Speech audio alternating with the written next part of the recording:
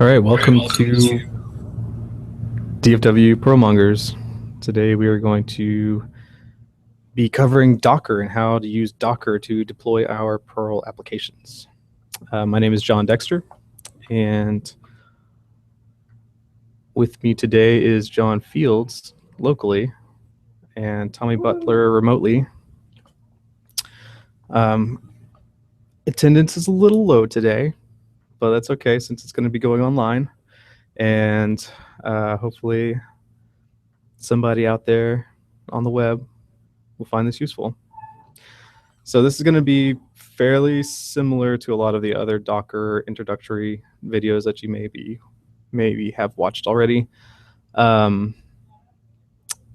we'll cover some Perl, but not a whole lot. And this is more about how to deploy applications and use Docker than about Docker, or than about Perl for this current presentation.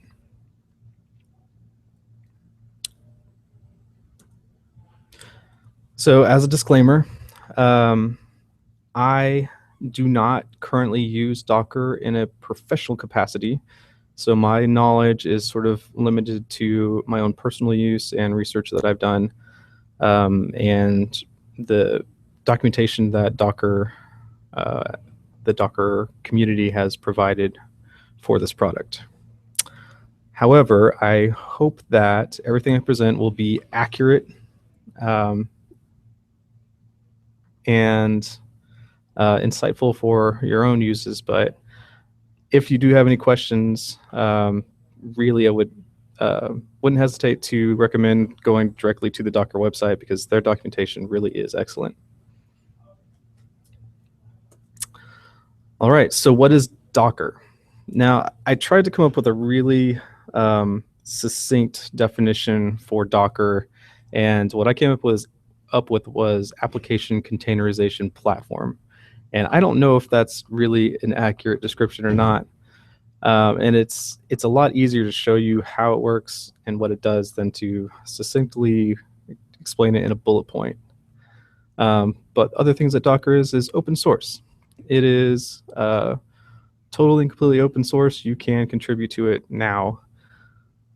All of the code is hosted on GitHub, and it is written in Go, which is Google's new compiled language, or Golang.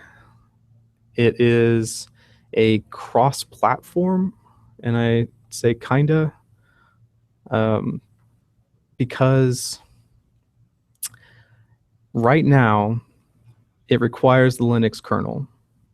So in order to use Docker, it has to be running on a Linux operating system as the host operating system.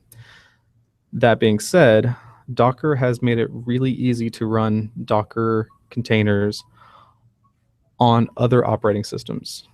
So you can today easily deploy Docker applications on Windows and OS X using boot to Docker.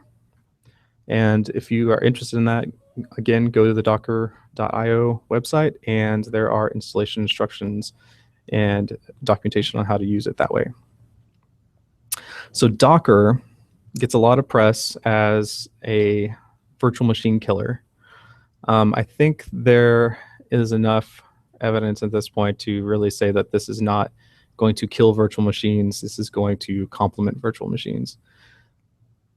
Just as virtual machines haven't killed, bare iron hardware at this point either. You definitely have certain use cases where a virtual machine would work better than a Docker container.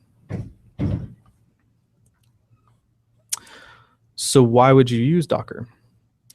Well, a lot of the reasons you use Docker are similar to the reasons that you would use a virtual machine. So you've got separation of concerns. The best practice for Docker is to have a single process running in each container. And what this helps you do is it helps you separate the different portions of your application stack. So you can have your front end UI running in one container, and then your back end services running in a different container. And what that allows you to do is separate the dependencies and libraries that are installed for each portion of your application. And that way, if you have to upgrade something for your front end to work, it's not going to disrupt how your backend application or backend service works. Ease of deployment. When you create a Docker container, the way it runs, it will run exactly the same whether it's deployed on your laptop or whether it's running on a server. And so Docker creates a very frictionless deployment methodology for applications, and it really makes it easy to move your code from one environment to the next. Docker, in a lot of ways, is more efficient than a virtual machine. So if you look at these two diagrams, this is your basic stack for a virtual machine. At the bottom, you have your server, and then you have your host operating system. And on top of that, you have the hypervisor. And then for each application, you would have a guest operating system, all of its libraries and binaries that are needed to run the application, and then the application itself. So with Docker, you're actually eliminating a lot of these layers, right? You have the server, and then the host operating system, which is going to be Linux, the Docker engine, and then your applications, which are running inside of containers. You're eliminating, at this point, the guest operating system and the hypervisor that you would see in a virtual machine. So it's using less resources.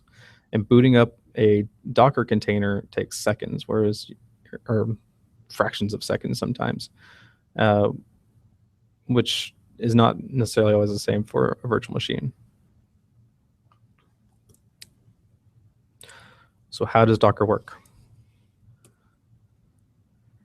The basic architecture is two components, and these come with your basic Docker installation.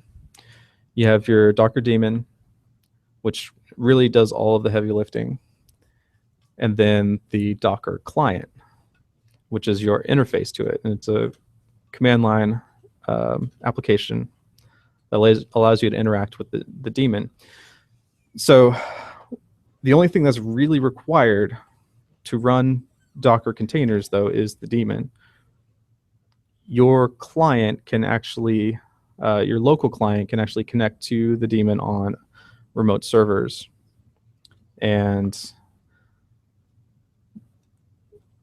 so therefore, you don't necessarily have to have the client installed at all the different locations.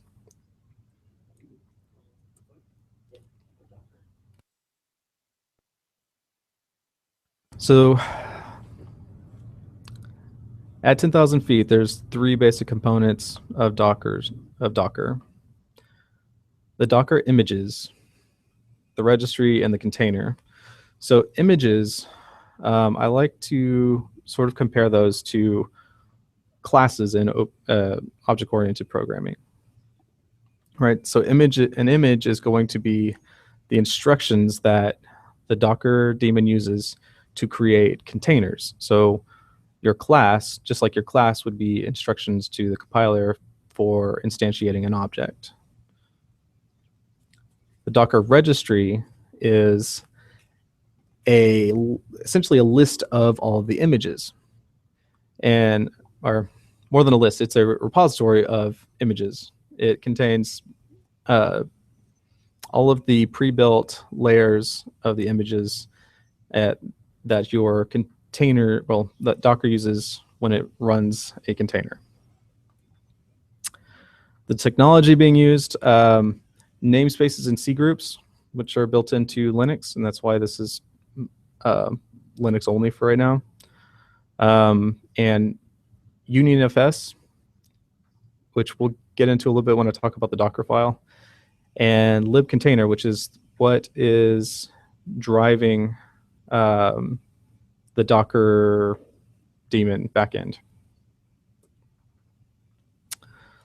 So the Docker file, and I apologize, this first bit is a little bit boring. We'll get into the nitty gritty in a bit. Okay, so a Docker file is a basic text file. And here is an example of one we will be using in our example later. So the first thing to note in the Docker file is this from command at the top. And every Docker file is going to begin with a from. And what that from does is it specifies a base image for the container, or for the image, or a base image for the container to use. And your container will then build on top of that base image. In this case, I'm using a base image of Perl with a tag of 5.20, which until today, I guess, was the latest stable version of Perl, which I think 5.22 is now released.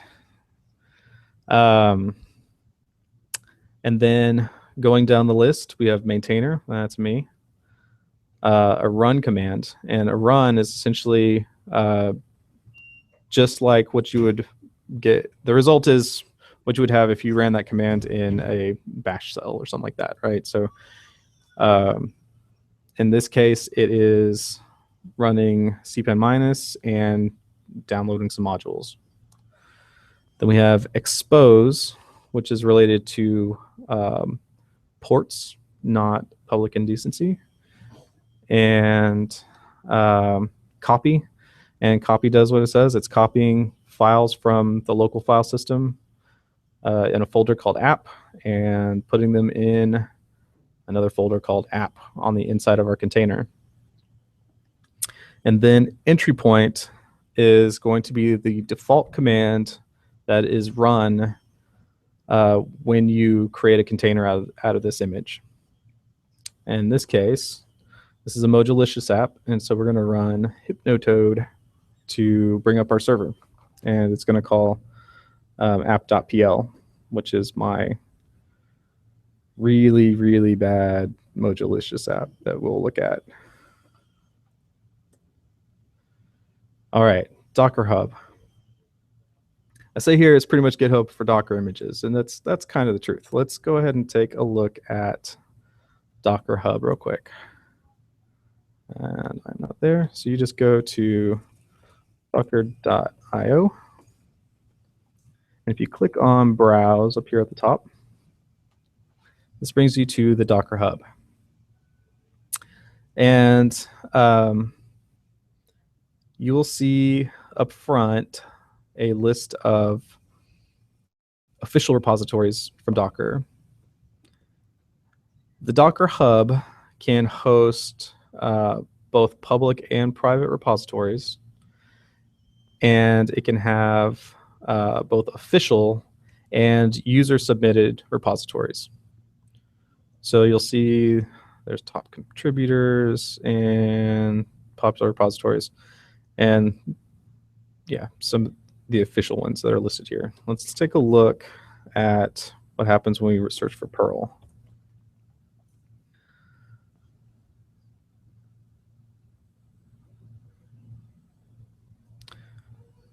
So our search results return, I don't know how many, but the first result is the official Perl image, and then below it are going to be some of the user contributed ones. And what's cool about this is you can contribute your own images. Say, for instance, if you have a certain setup that you use all the time and you think it's real cool and you think that other people can use it. You know, it's sort of like cpan for Docker also, right? You can create your, mine would be side effect / Perl base or something like that image and upload it to the Docker Hub, and that people then could download that image and use it as the base for their Perl applications.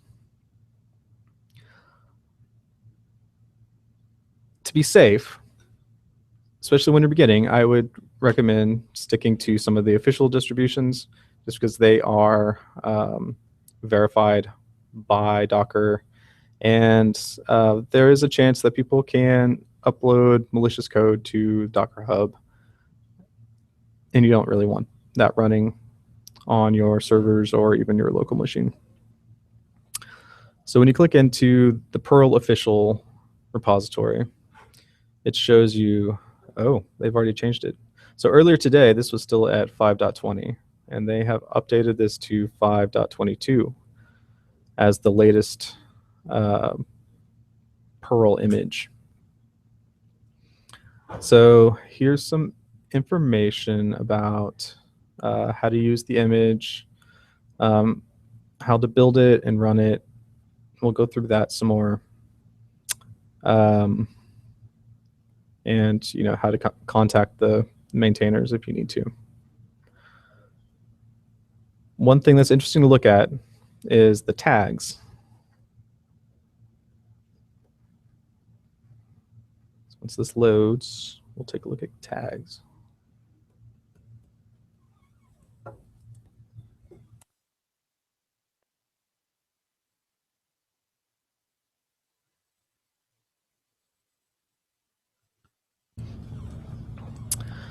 So you'll notice here that there's a tag for latest, and then there's a tag for each of the different versions of Perl going back all the way to version 5.8.9.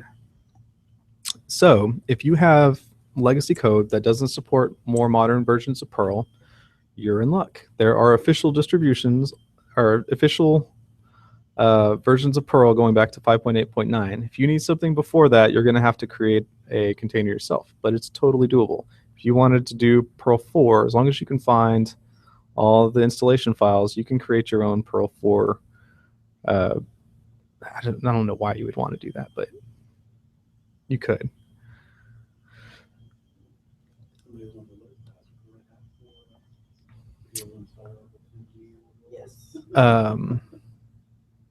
So our latest tag, I can't see any information, but if we go back to information, our latest tag is going to, like I said, be 5.22. You can also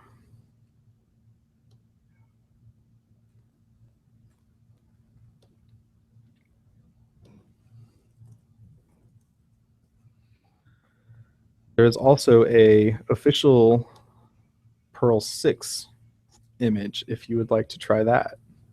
And this is an easy way to get started with Perl 6.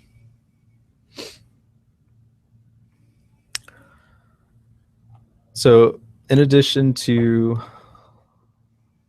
a basic Perl image, you can start off with a OS image, right? Like Ubuntu or CentOS or what else is there? Actually, let's look at all. If you search for library, it'll pull up all of the official repositories. So there's Debian, MySQL. I'm pretty sure there's a Oracle Linux, Fedora, and just lots of others. So definitely worth looking into before you get started with before you get started creating your own container. Look and see if there's an official container or image already available for you.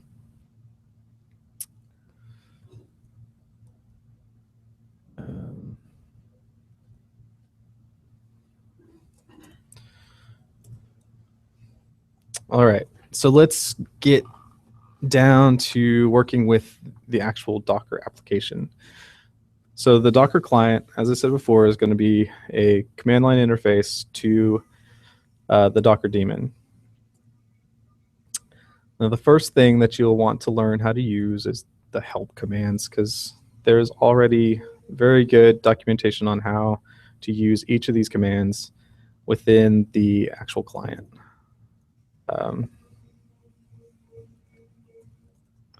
So we're in the terminal.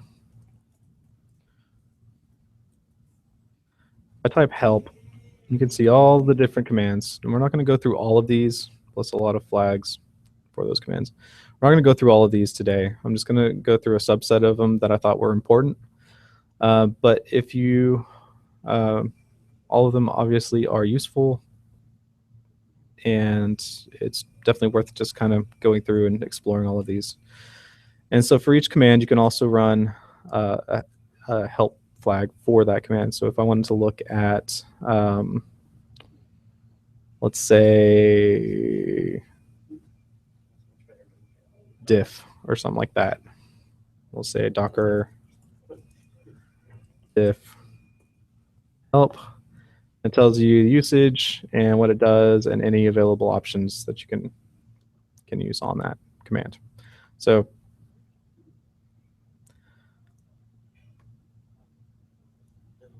let's look. Oops.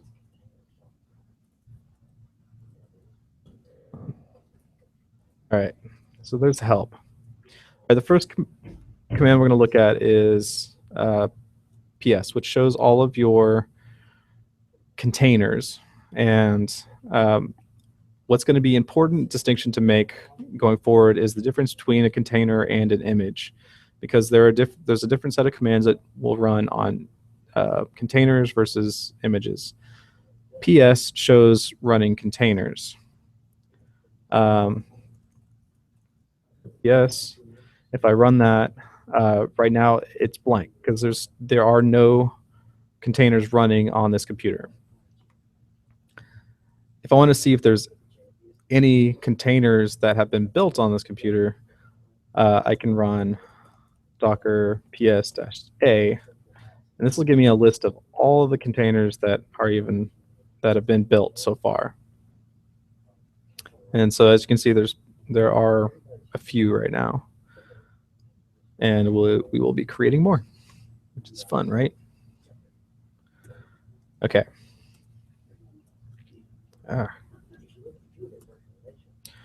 So the next one is Docker images, and Docker images is going to produce a list of images, whereas PS did a list of containers.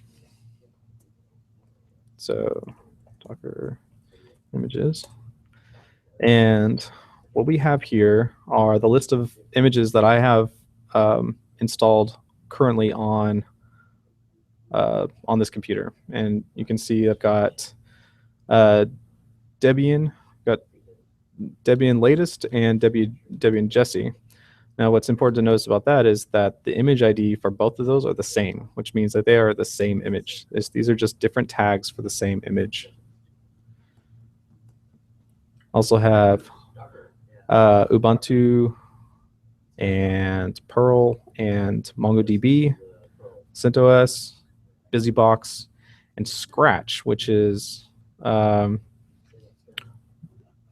image that Docker created that is essentially empty. So if you want to build something from scratch, you would use the Scratch as your base. All right.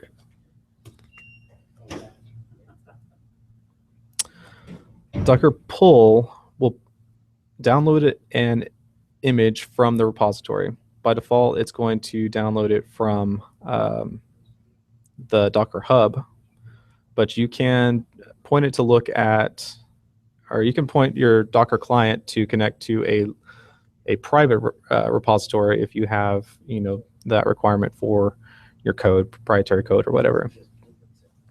So you can actually create your own private repositories and pull images from that.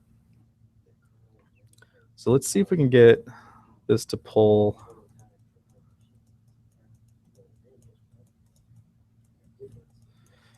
Let's find something small. I'm going to look, actually. at,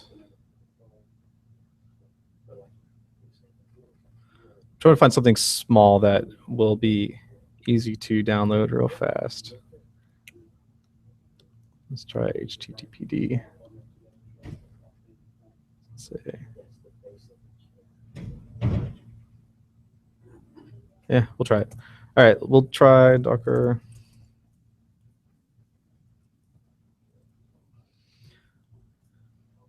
And so when I run that, it's going to go out to, oh, that's real fast. Okay. It's going to go out to Docker Hub, and it's going to download each of the layers that are associated with that image. Yeah, that was very quick. So now when I look at my Docker images again, I can see HTTPD exists, and it's got its own image ID. And if you don't specify a tag, it's going to pull down latest, which is important to note if you need an older version of something.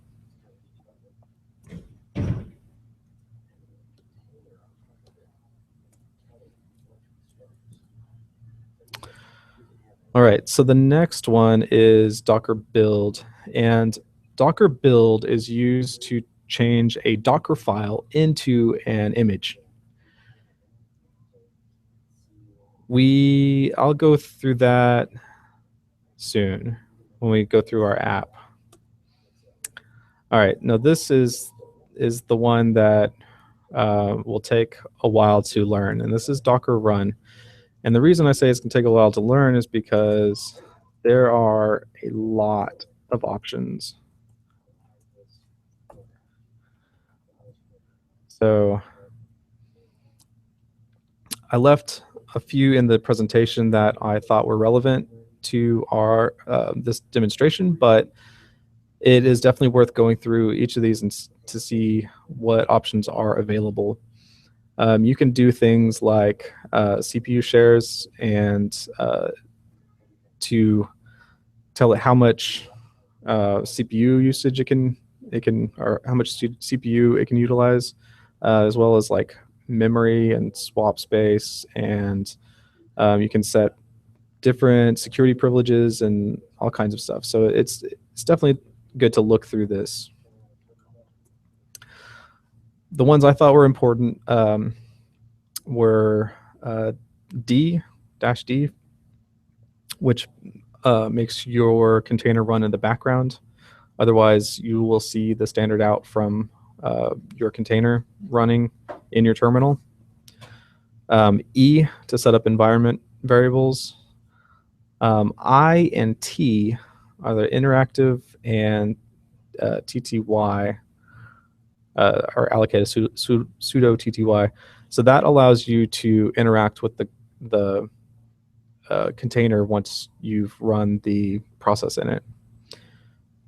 Link allows you to link to other containers, and this is actually really important because the Docker philosophy is you only want one process running in each container, but your application stacks rarely involve just one process, right? So you'll have multiple containers that get linked together to form the application.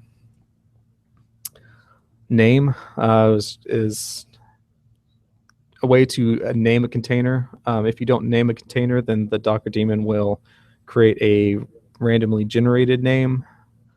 This is different from the Docker ID, but you can use them interchangeably to reference running containers when you're running commands against them. P is to publish ports, and V is to bind volumes. And volumes are the way that data is stored inside and outside of containers. You can mount local file systems inside of a Docker container using the volume command. And you can use the volumes from to pick up the volumes that are exposed within other containers. So when you start getting into sort of a Docker mindset, instead of writing files to your file system, your local file system, and then maybe having some other process watch, like monitor logs or something like that, you can create another Docker container and have it connect to the volumes in the container that you want it to look at, and then that then becomes a portable piece of your application, or I don't know, maybe a system admin tool that will work the same from server to server to server, regardless, just because it's now in a Docker container. And you don't have to worry about different libraries being installed. You don't have to worry about, oh, this server only has Perl 5.8, and the code I wrote for this other server was for Perl 5.10 or whatever. So it makes things interesting once you start changing the way you think to utilize the features of Docker. So Docker start and restart and stop are all pretty self-explanatory. Those do operate on pre-built containers and not images, though, right? So when I did the Docker ps-a, that showed all of the containers that exist on this computer, and I can restart an existing container without having to rebuild it or stop it or whatever. So Docker inspect, and let's go ahead and get a running container going. So the first and easiest way to do this is go Docker run, go IT so I can interact with it. And I'm going to choose, do Ubuntu, and run the command, then bash. So what this is going to do is it's going to grab the Ubuntu image that I have, and then it'll execute this command bin bash, right? And since I have IT specified, it's going to open up the standard in and terminal so that I can use it, right? And so now this prompt here shows that I am logged in as root to this container, and this number here, or this string of characters here, is the container ID, and that also becomes the container's host name. So let's look around. I can run all of the same sort of commands that you would inside of any Ubuntu server or whatever. And what's kind of fun to note is this is running on a Fedora 22 installation, but I can still apt-get update, right? And it's got apt, and it works like.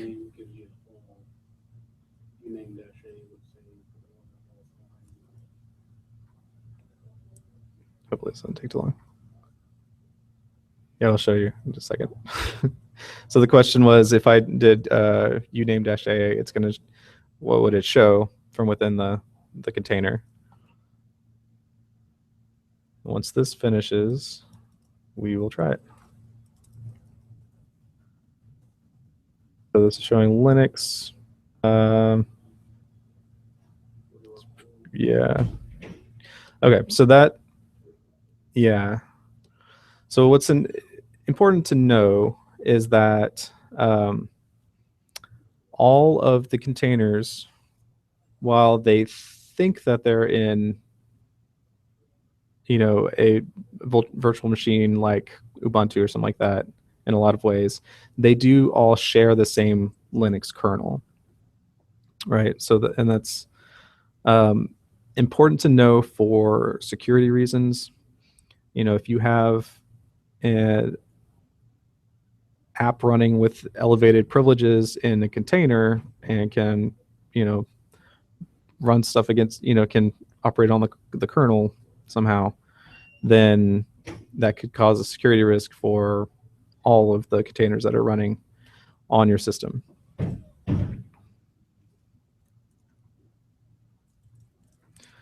Okay. Let me open up another terminal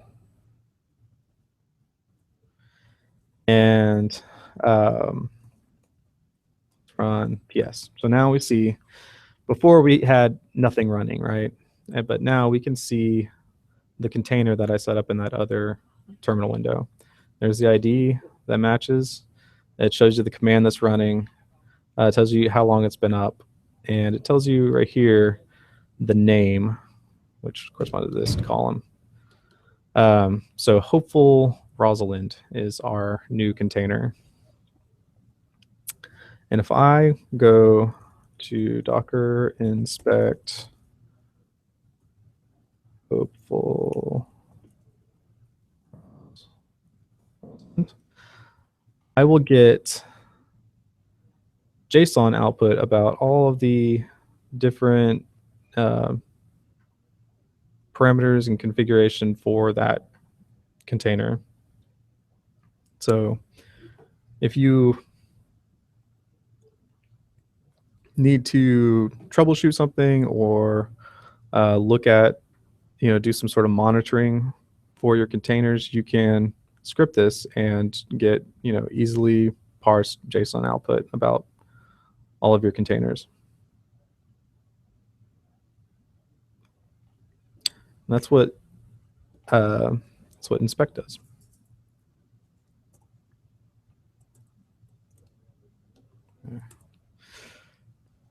All right, so exec. So what this command does is it attaches to an existing container and it runs another command.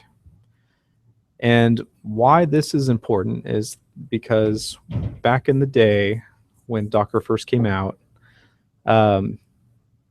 once you ran your initial command, it was really hard to get in there and fiddle with the inside of the container.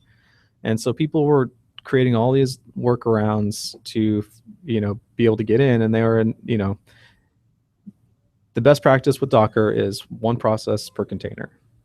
But to be able to get in, people were installing SSHD and stuff like that so that they could, shell into these containers and fiddle around with them. But that's not really the best thing to do. So what exec does is, well, allows you to run another command. So in the example that we've already done, I created a bash shell and that I can run commands in. And you can do the same thing with any running container.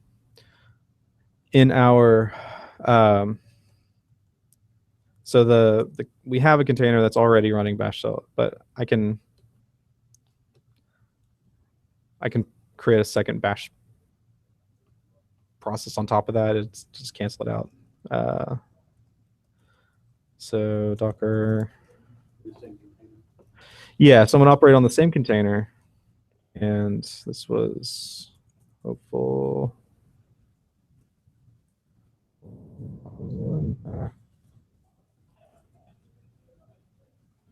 Right. Hold on. Would you jump into the main shell that's already there, the running bash shell container? It would create a new process. All right. So it's Separate bash shell. right. So yeah, Hopeful.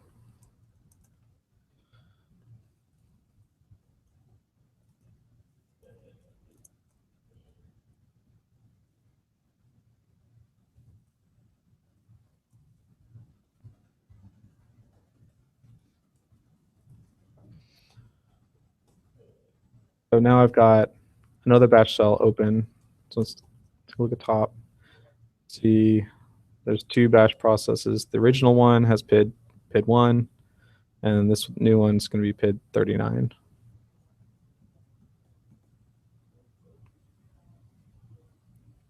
But that's all that's this container sees. There's these three processes right now, right? What is interesting to note also, though, is that the host operating system, htop,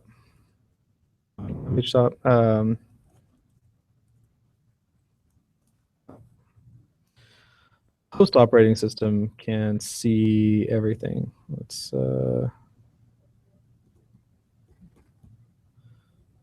so here,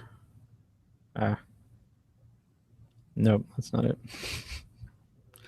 I wish I had htop. Maybe we can get htop. It's a lot easier.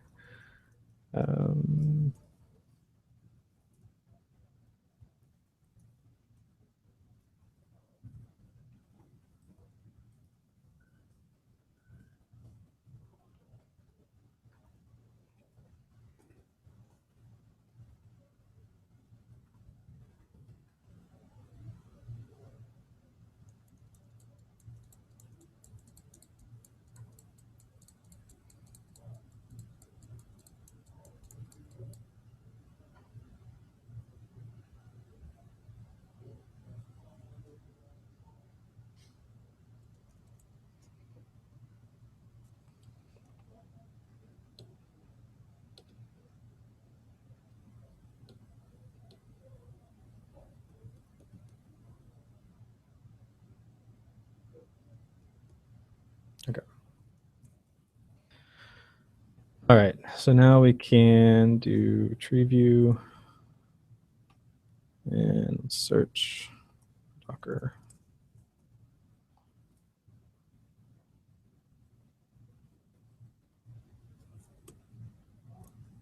All right, here we are. So under the Docker daemon, we can see all of our running processes right now, right? So we can see the two bash. It'd be more interesting if I had more containers, but essentially what this demonstrates is that you can see from the host operating system, you can see all the processes. These aren't hidden to the host in any way. So if you have I don't know. I mean, it's good to have security involved, for restricting access to these systems so that the host, people that have access to the host, can't mess up your containers, right? But from within the containers themselves, they only see the processes that are they're allowed to see.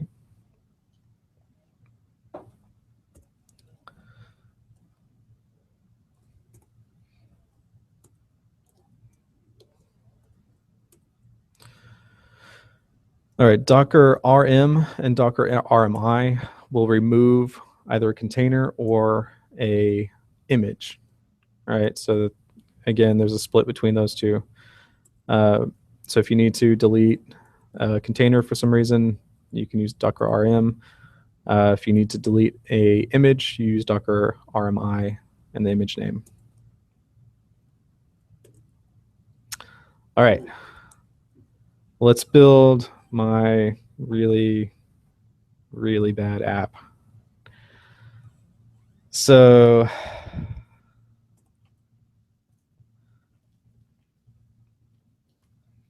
I created this basic Modulicious Lite application, which connects to a MongoDB database, and theoretically it logs to a file in a volume. So one thing that's sort of a best practice is to create apps that are stateless, right? So you want to be able to use the same code from environment to environment and only change the way that the configuration is brought into the app, right? So one way to do that is using environment variables. So it's really easy to define environment variables in Docker or inside of a Docker container when at runtime. And if you use environment variables to tell your application whether it's in dev or prod or something like that and act accordingly, then you can use the same code all the way down the deployment path. So in this case, I have log level and log file defined as environment variables, and it does a little ternary operator to see if it exists, and if it does, then use that. If not, just default to info, and then same, just default to this log path if one's not defined for it.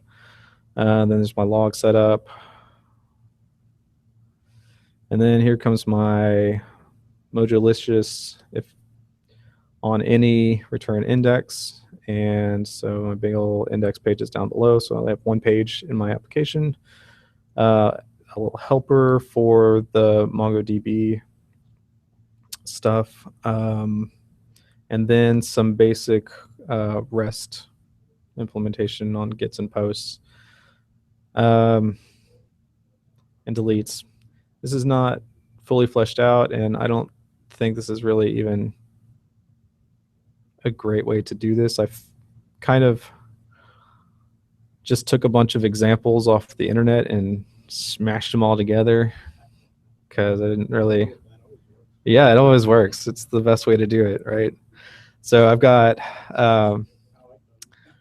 Bootstrap example stuff in here with yeah, so some lorem ipsum text, and I've got some React.js example stuff in here that writes to my MongoDB database, right? So don't copy this code. It's terrible. But that's the application that we're going to be running. Here is the Docker file, and it's the same one that we looked at earlier. And this is what's going to build my application portion, or my application container. So we can use Docker run to create all of these containers, right? I've got the images downloaded from MongoDB. I've got, I can use any of the other images really to create a volume container, and I've got my Docker file to create my web application, my Mojo app. But to make things easier, Docker has a tool called Docker Compose.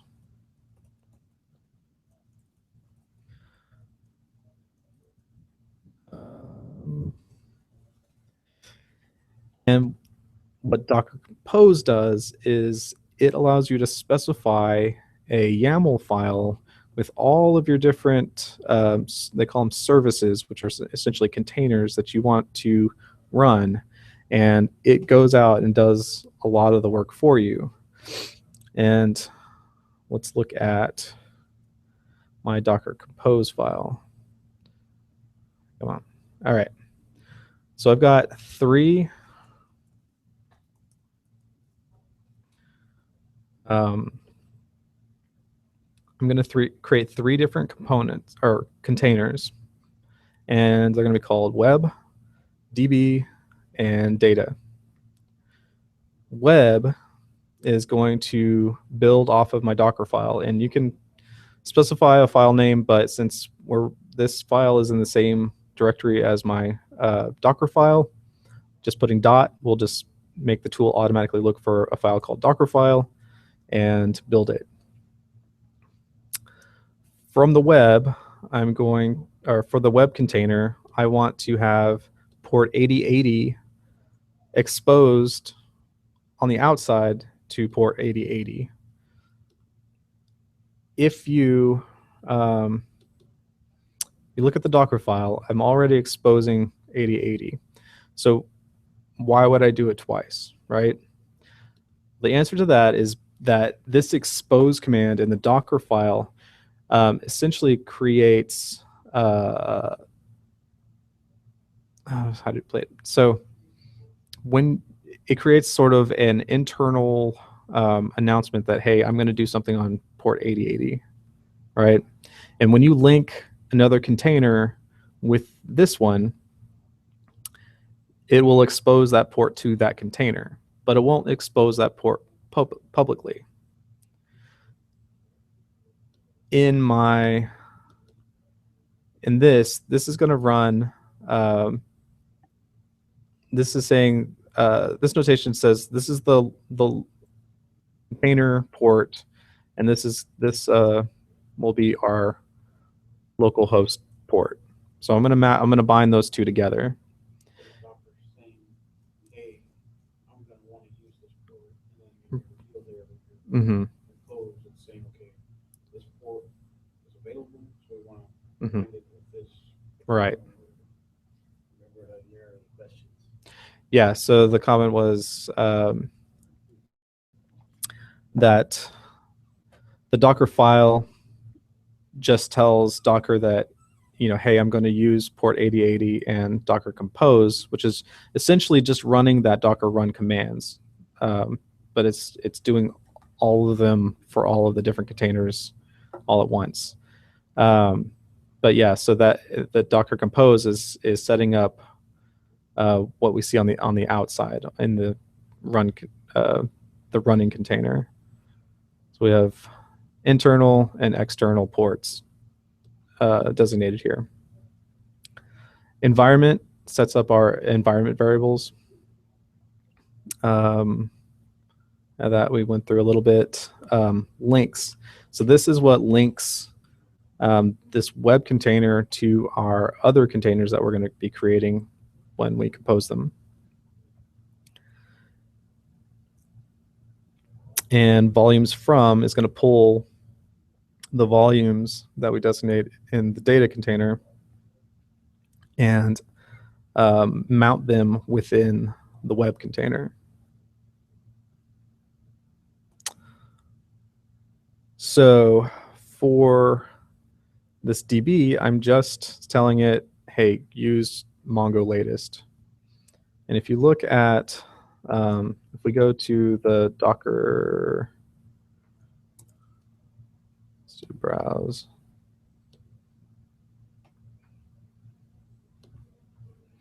You go to the registry, you'll see that Mongo, or it says this image includes expose 27017, which is the default MongoDB port, right? So since that image already is exposing that port, I don't have to specify that in my compose YAML file, right? Because anything that links to this DB is already going to see the port exposed to it, even though this container will not be exposing any ports externally. And then for our data, I'm using Ubuntu latest as our base, and then I'm just creating a volume called log. Now this is a little bit weird. So a Docker container only exists as long as a process is running within it.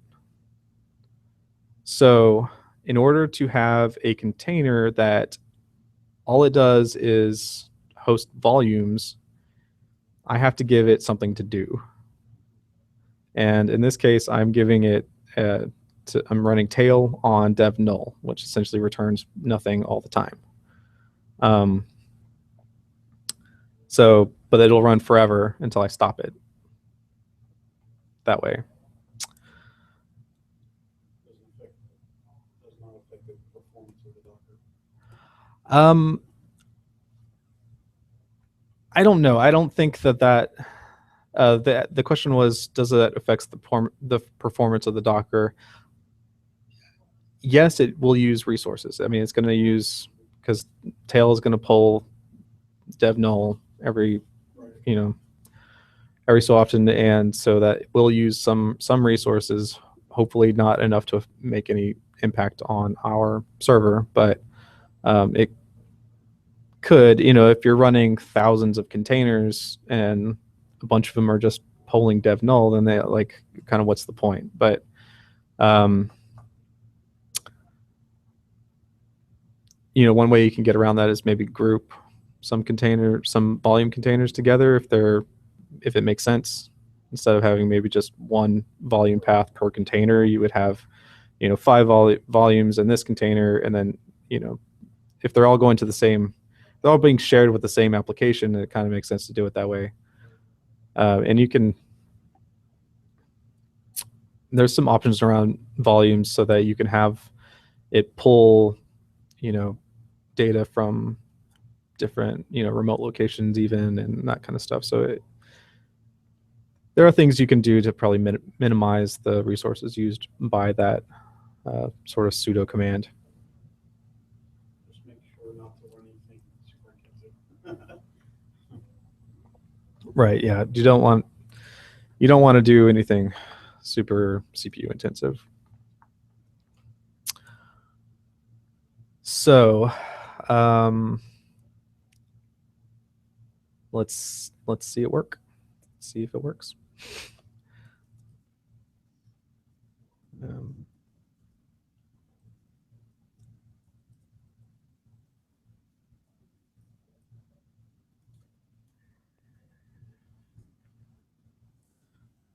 Here's where I have my Docker Compose YAML and Docker file. So all I have to do is run Docker Compose up. And the up command will create and start all the containers that are configured in that YAML file. So it's going to be recreating. And since I set DB and data as links to my web container, those will be created first, because those are essentially dependencies for the web. So their dependencies, or how does it know? Well, so it's going to create anything that's linked to. So if you have a container that links to other containers, it will create those first. And if those containers link to other containers, it will create those first, and then these, and then. So it has a hierarchy, right? And so now I've got output from all of my containers. And so what Compose does is it sort of packages your application all together into one easy to manage entity, right? So it's showing me the standard out from all of my different containers right now. And I can see output from the DB and web. I'm not really expecting any output from my data container because it doesn't do anything except host volumes. So Hypnotoad should be running on port 8080.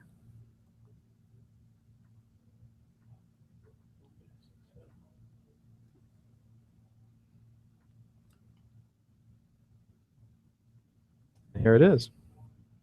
So localhost IP port 8080. Here's my site. And here's my little comment section that is run off of the MongoDB database. So I have one comment already in here, so you can see that it does persist the data. So let's put John. Which comment, John? Docker is awesome. Good news, everyone.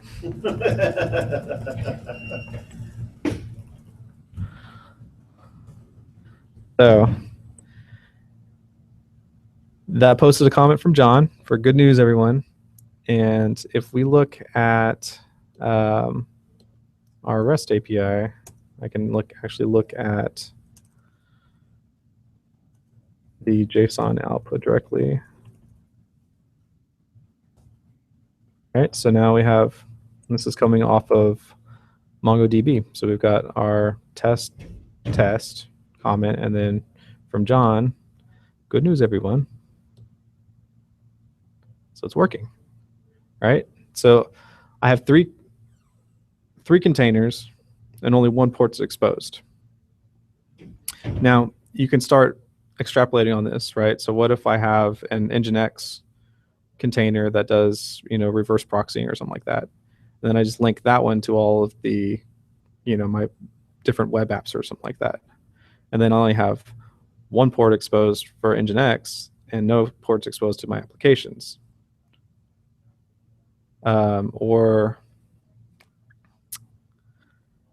I'll have data volumes or something like that, and I can link an Elasticsearch container to those and start, using Elasticsearch from Docker without, exposing any files to the host operating system. So right now, I guess that's something to look at. So right now we have what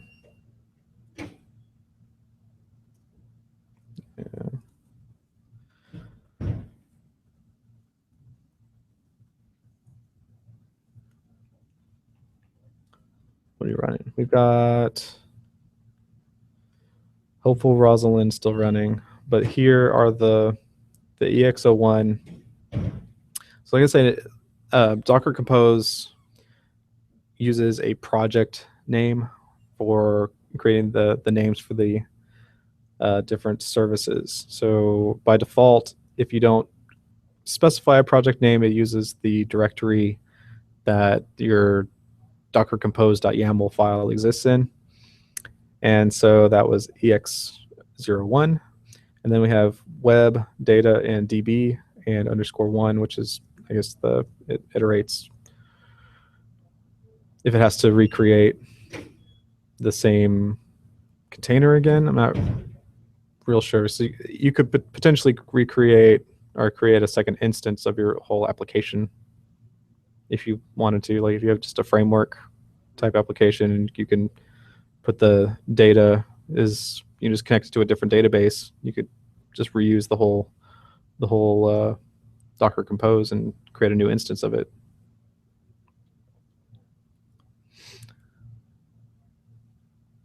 But yeah, so from PS we can see all of the different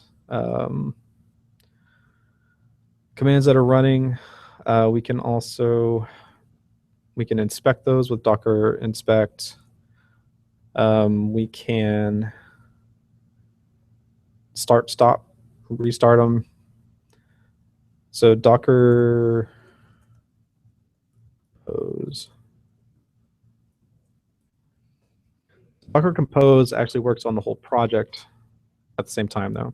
So rather than working with the individual containers, we can start or stop all of the services at once using Docker Compose.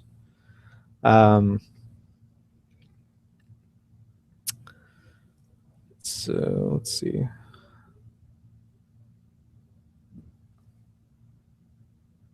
Oh, that's right. Okay, I was gonna get into the containers to show the volumes, how the volumes were working.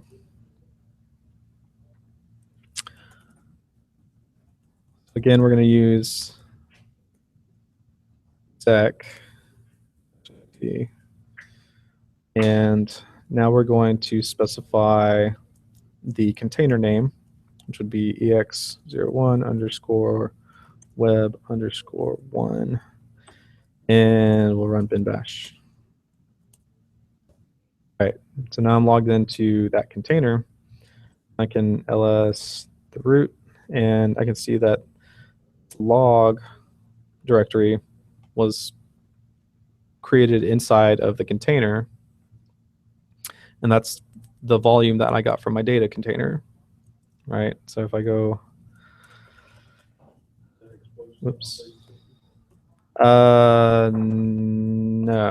So like on the host, the question was if that volume was exposed to the operating system, and no, it's not. You're not going to see a corresponding /log on the host operating system. This exists only in the containers.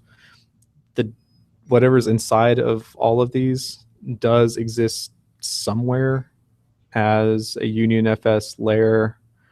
I think it's in like var lib docker or something like that, wherever it stores all these containers. It's there, and you can probably fiddle with the bits and figure out what's a file and what's not and all that kind of stuff. But otherwise, it's it's a contained, it's all this is contained within the file system of the container itself. So that's the log file that's being written inside of our web container. And we should expect to see the same thing. Should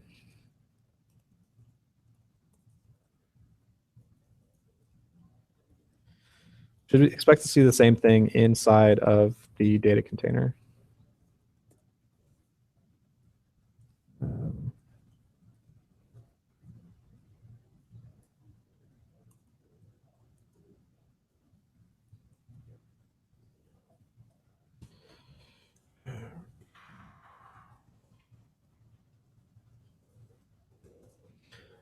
Right, so we have the same log directory. And if we go in, see the same file. So it's the same, it's the data is actually being stored in this data container, but it's mounted to the web container as well. So whenever a process in the web container writes to that directory, it's actually writing to this container.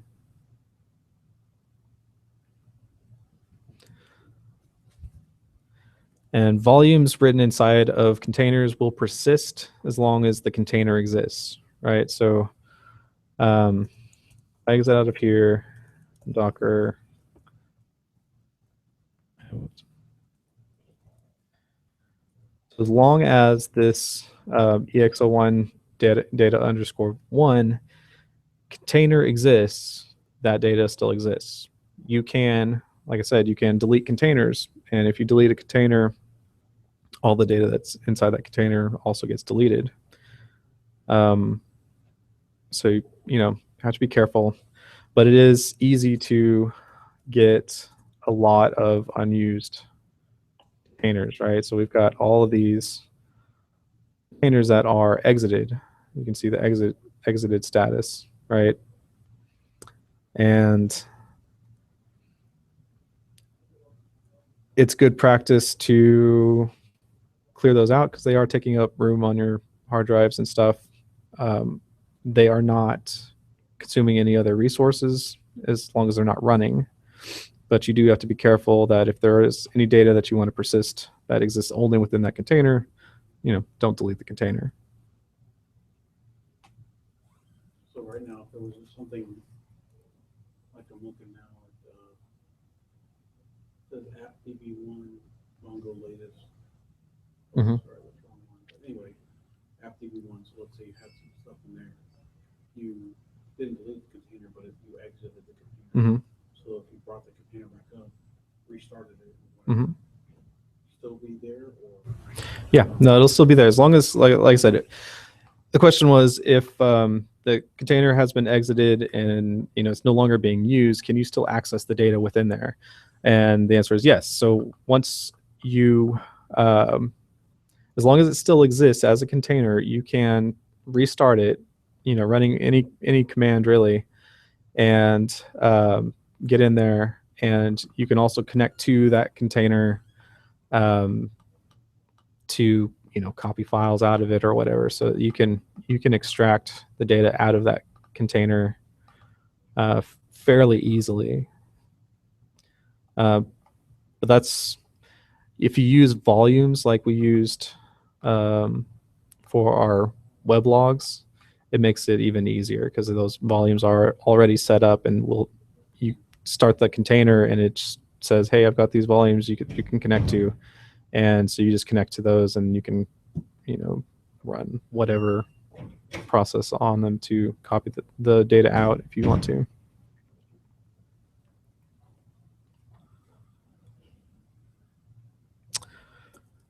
So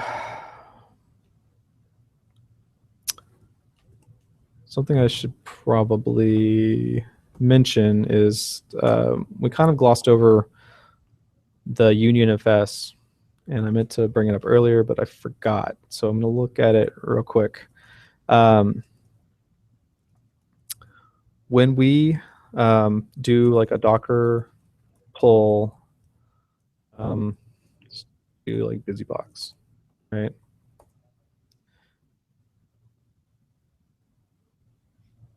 Oh, that's a bad example. Never mind. Hold on. Maybe I'll just do this. Docker my BusyBox. All right, so that one's gone. Let's pull it again.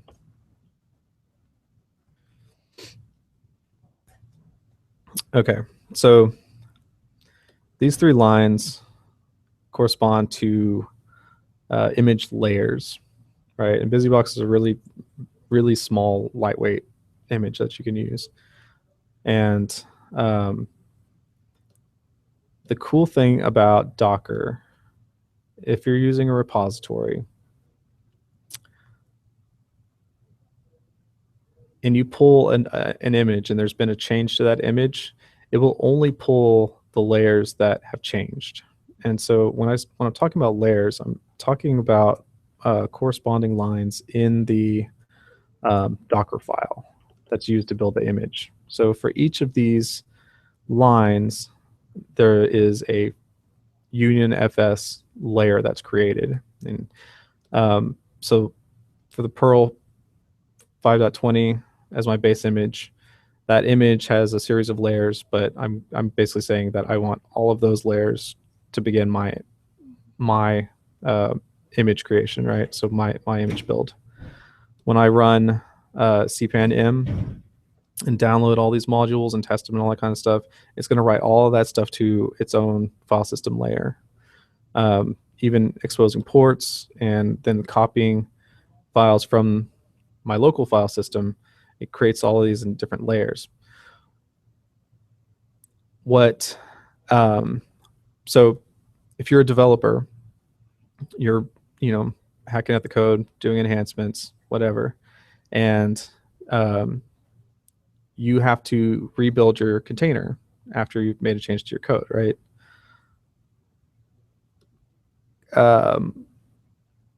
But you don't want to rebuild Perl every time, right? And if your cpan dependencies haven't changed, you don't want to have to download and rebuild and test all of those over again, right? So Docker caches each of these layers locally and will only rebuild the portions that have changed, unless you use the no cache flag, which tells it like don't use any of the cache and rebuild everything. What's cool about the copy command, and it also affects the add command, which are similar, but add is used more for also running like untar and stuff. Copy just copies files. But with copy and add, it does a hash of the files. And if there is a change to that hash from the local files to what's already in the container, it will rebuild that line and any subsequent lines, right? So that's another thing. Like, so since the changes stack on top of each other, if there's a change up here, it's going to rebuild everything below. So if there's a change in run cpan-m there, it's going to rebuild all of the subsequent layers because they might depend on there. But if there's just a change to the code, then it's not going to re-download all the stuff from cpan. So the layer mechanism is how you do your web DB, because each, like an onion, each layer, each Docker can reside in the layer. That way it can have access across Docker to Docker. So the comment was that the layers correspond to sort of like an onion, where each container would be able to use would act as its own layer, and then yeah. So it's a little bit different. So each container is composed of a series of layers, and when you do the Docker run command, it takes all those layers and flattens them out into a single file system. That's why it's called union files, union FS, right? So it's going to create the union of all of those different layers and then run the container. So your container is after you build an image, so your image is going to be built and it's going to be a series of layers are in the image. When you run it, it flattens out all the layers into a container. And the containers can then be sort of put together like Legos and talk to each other. Does that make sense? Yeah. Okay. One thing I learned from our last DFW Perl Mongers meeting was that if you are not using a registry, that this layer caching mechanism doesn't work. And while for a developer's workstation, that's not that big of a deal, right? Like you're going to be compiling code or whatever anyway. But for deploying your application to servers and oftentimes multiple servers, if they can only download that changed layer, that makes deployment way, way faster. But they have to be able to connect to a registry that has those image layers. And so they can see the difference between what's in the, what's local and what's in the registry. Otherwise, they'll just download the Docker file and build it from scratch every time.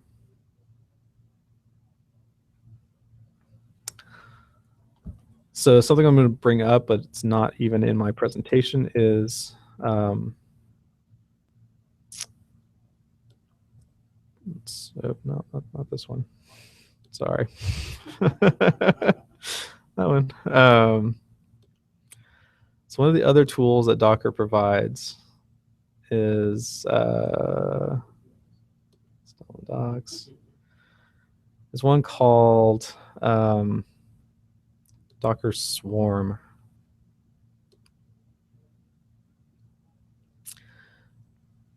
So Docker containers are really easy to build and deploy, right?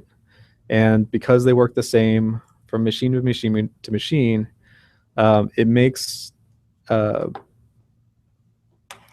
building out, large scale clusters really easy. But deploying it to 1,000 different servers by hand, even running Docker Compose, is not easy, right? So they created a tool called Docker Swarm. And essentially you download the Swarm container and run it on each of your servers.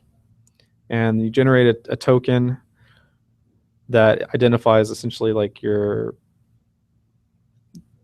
it's like a unique identifier for all the servers that you want to run a particular application, right? As long as they all have all have the same token, they will all do the same thing at the same time, right? And so now even your local computer would have like the same token, and then all the Docker commands that you run from here get replicated on all the servers at once.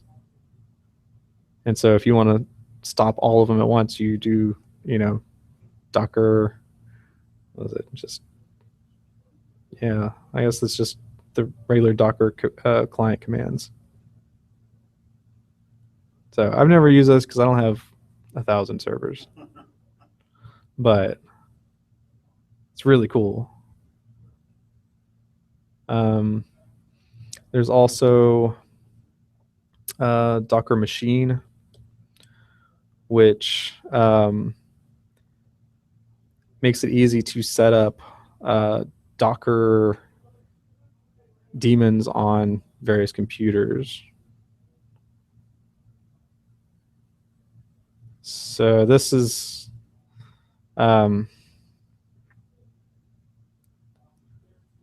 again something I haven't really used that much, but what's happening is that they are taking all of these different tools. So like use Docker Machine to set up the daemon service on a server, and then you have Docker Swarm to control all of them at once, and then you have Docker Compose that packages up your application into these projects, and then you can deploy them all at once. And so they're building this system that makes all of this work really, really well and really seamlessly. So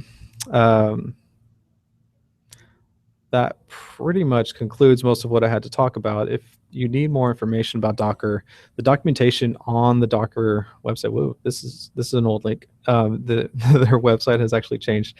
I guess it still works. So docker.io or docs.docker.com has a lot of information, and it's really, really good. It has installation for all pretty much any operating system you would be using. Yeah. It's got a really good tutorial. It's got some videos. It's got just a lot of good stuff. So if you're interested in it, that would be the first place I would check.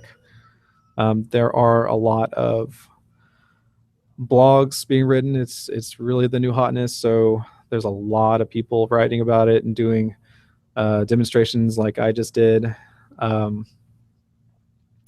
There is a mailing list you can sign up for somewhere in here, that where Docker will send you their weekly collection of all of the articles and stuff and official announcements that Docker has. And it's a good way to kind of really dive in because you see a lot of stuff about Docker all at once, and they keep sending you more. So I saw you on your presentation there. You have a showing Google Red Hat project. Yeah. So how's Google? So Project Atomic. So the issue that people are foreseeing with Docker is that you're going to have all these tiny components that have been containerized, right? And they fit together and all that kind of stuff. But how do you manage all of the Docker containers on all of your servers, right? And that is what companies like Red Hat and Google and stuff are trying to create solutions for. And how do they run on their cloud platforms, right? So Red Hat's got OpenShift, and Google has their Google, all their cloud services that you can use. And so they both started projects that were started before Docker even released their Swarm tool that allow you to deploy these containerized applications as sort of like pods, like Docker Compose does, to the cloud. And it allows, helps with the configuration and, inspecting the different components to make sure, see what resources they're utilizing and how to scale the application up and down as needed, right? And Project Atomic was Red Hat's solution, and it's built on top of, I guess it's built on top of CentOS, but not exactly sure. It's a stripped down version of a host operating system that's geared towards deploying Docker containers. And it is a suite of management tools for doing the deployments. So if you have a cluster of servers, you can install the project. Well, I don't know if the name's changed at this point. I think it might be Atomic OS or something like that now.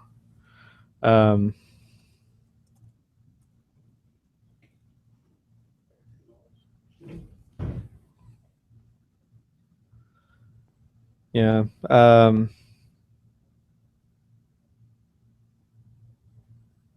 But anyway, that's sort of Red Hat's solution that they're developing for their products. Google is targeting their Kubernetes.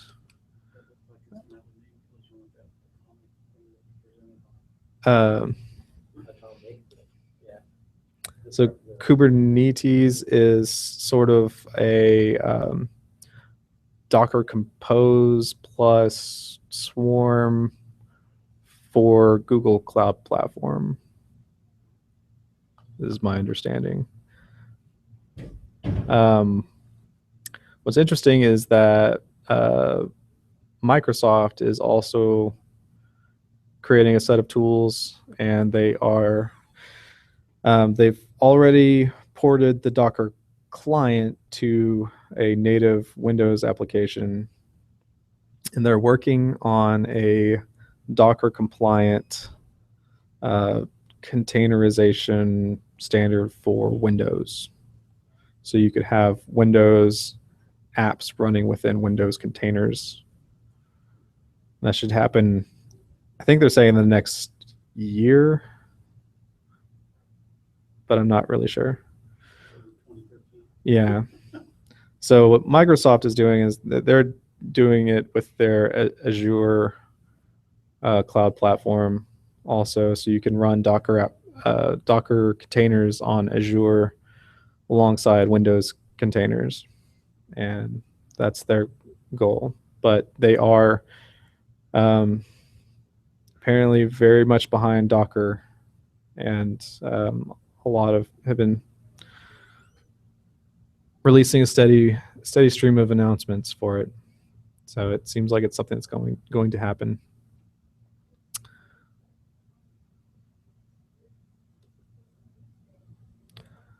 Are there any other questions? Where's my?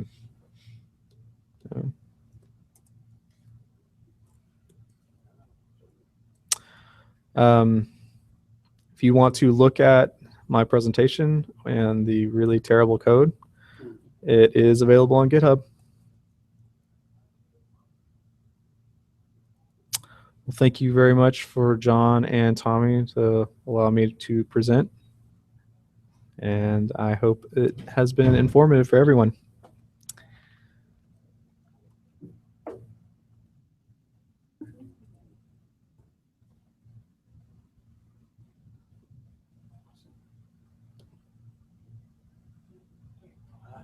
You.